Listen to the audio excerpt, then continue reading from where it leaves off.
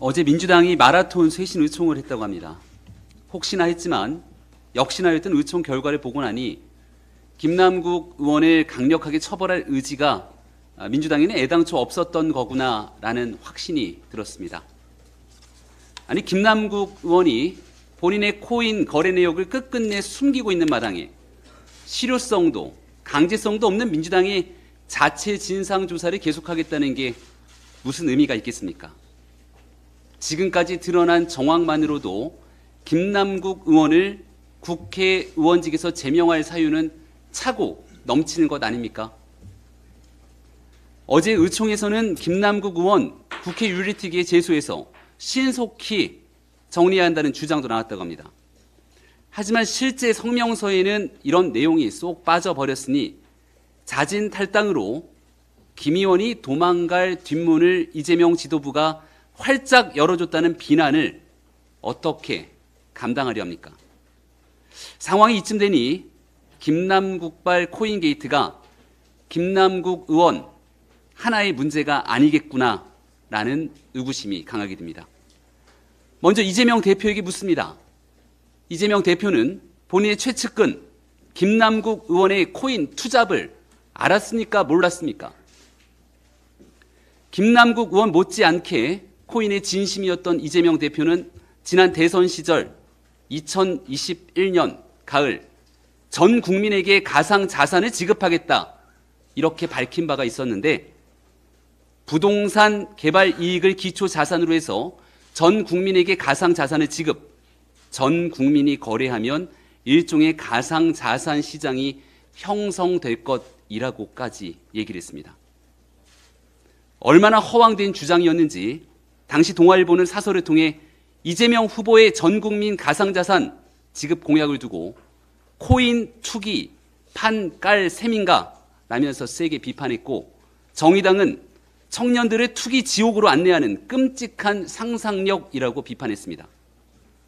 김남국 의원이 수십억 코인을 사들이면서 투기에 올인하던 2021년 가을, 이재명 대표는 김 의원의 투기에 순풍을 달아주듯 코인 투기에 광풍에 돛을 다는 메시지를 연일 쏟아낸 셈입니다. 이재명 대표는 정녕 이런 공약을 발표함에 있어서 김남국 의원의 코인 투기 상황을 전혀 몰랐습니까? 왜 장경태 의원은 지난 2021년 남국이 형이 최고지 10억 넘게 재산이 비트코인 하면서 모든 걸 알고 있는 듯이 얘기를 했습니까? 최강욱 의원도 김 의원의 코인 투기를 알고 있었던 것인지 그 유명한 짤짤이 발언이 실제 코인을 말한 거라는 인터뷰 내용까지 공개된 바 있습니다. 이렇듯 김 의원의 코인 투기를 알면서 방치했거나 또는 법안과 정책으로 코인 투기를 뒷받침했다면 이들 모두가 코인 범죄의 공범일 수 있습니다. 이재명 대표는 물론 김남국 의원의 정치 공동체였던 철험의 멤버들부터 가상화폐를 거래한 적이 있는지, 있다면 어떤 코인을 얼마나 거래했는지 여부에 대해서 즉각 국민 앞에 밝히기를 바랍니다.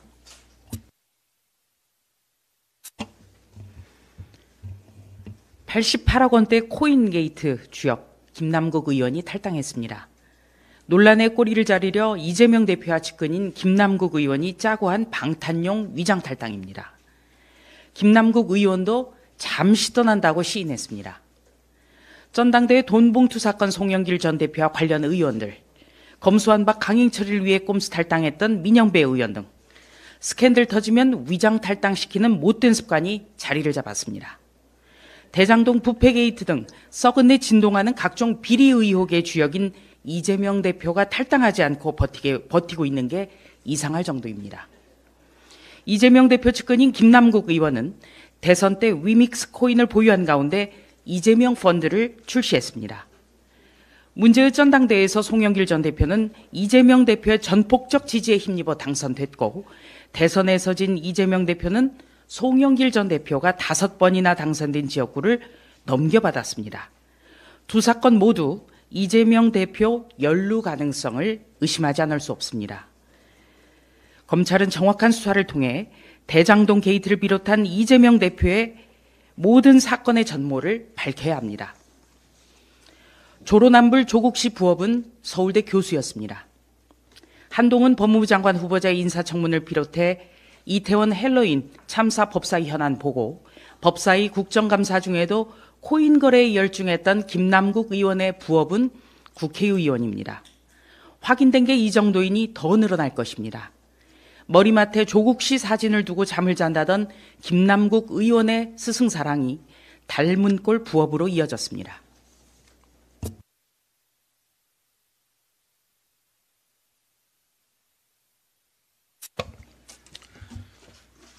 더불어 도마뱀의 꼬리 자르기와 우리 국민의힘은 다릅니다.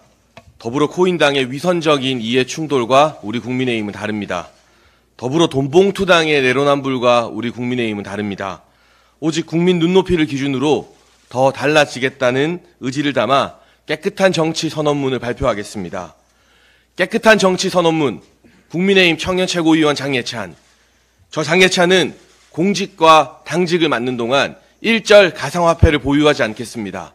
저 장예찬은 공직과 당직을 수행하며 얻은 정보와 관련된 어떠한 자산도 취득하지 않고 이해 충돌이 발생하면 전 재산을 사회에 환원하겠습니다. 저 장예찬은 무리를 일으킬 경우 꼼수 탈당으로 책임을 회피하지 않고 당에서 내리는 징계와 처분을 당당하게 받아들이겠습니다. 2023년 5월 15일 깨끗한 정치를 위해 선서합니다.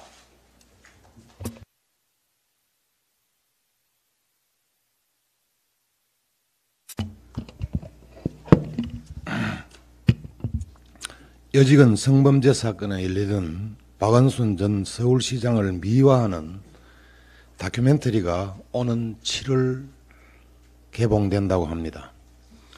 이는 박원순 전 시장의 권력형 성범죄 사건을 부정할 뿐만 아니라 피의자에 대한 명백한 2차 가해입니다. 이미 국가인권위원회가 박 전 시장의 성희롱이 있었다는 직권조사 결과를 발표한 바 있으며 법원 역시 박 전 시장의 유족이 낸 인권위 결정 취소 소송에서 원고 패소 판결을 내린 바 있습니다. 박 전 시장의 지지자들을 비롯한 진보 세력들은 반성과 사죄는커녕 성범죄 사건의 가해자를 피해자로 둔갑하며 피해자의 고통은 아랑곳하지 않고 오히려 피해자를 능멸하고 있습니다. 이게 진보 세력들이 말하던 인권이며 약자에 대한 배려인지 아니면 진짜 진보의 민낯인지 묻지 않을 수 없습니다. 입만 열면 양성평등, 약자 배려, 피해자 보호를 외쳤던 그 세력들은 도대체 어디로 숨은 것입니까? 박 전 시장 지지자들을 비롯한 진보 세력들은 더 이상 사실을 왜곡하지 말고 박 전 시장을 대신해 피해자에 대해서 무릎을 꿇고 사죄하시기를 바랍니다.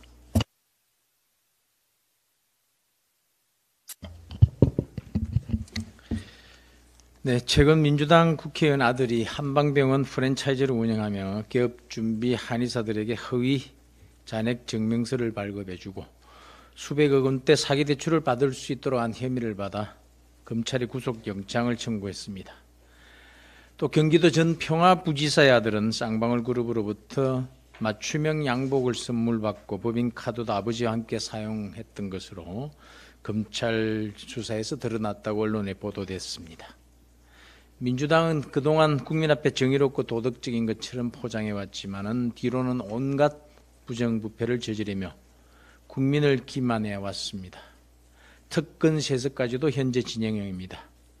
특히 우리 청년들은 불공정 내로남불의 화신 조국에게 좌절했는데 가난 코스프레를 하는 코인 부자에 또 한 번 좌절감을 안겨주고 있습니다. 대를 잇는 세습 특권으로 좌절감에 또 기름을 붓고 있습니다. 민주당이 다음에는 무엇으로 좌절을 안겨줄지 상상조차 되지 않습니다. 무엇을 상상하든 그 이상입니다. 특권 세습을 언제 멈출지 도무지 알 수가 없습니다. 민주당은 모렴치 내로남불의 위선의 탈을 벗어던지고 말이 아닌 행동으로 책임 있는 모습을 보여주기 바랍니다. 현재 당 정책위에서 진행하고 있는 공개 오디션 청년 온다에 대해서 말씀드리겠습니다. 정책 해커톤 청년 온다는 정책위 청년 부의장 1명, 6개 정책조정위별 청년 부의장 6명 등 모두 7명을 선발하는 정책 배틀 공개 오디션입니다. 지난주 금요일 접수 마감 결과 모두 187명이 응모해서 26.7대 1의 경쟁률을 보였습니다.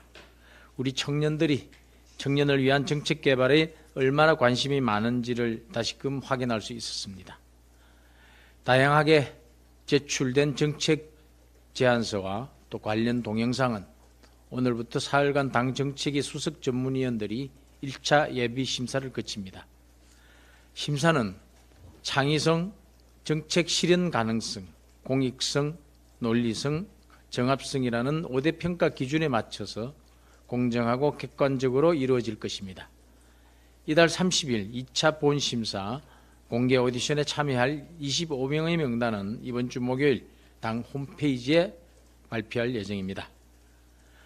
공개 오디션에는 여기 계신 김병민 최고위원, 장해찬 청년 최고위원을 비롯해 중앙대학생위원회 수석부위원장과 중앙당 청년 당직자 3명이 심사위원으로 활동해 주실 것입니다. 청년의 시선으로 정책 배틀을 심사해 주시기를 부탁드립니다. 감사합니다.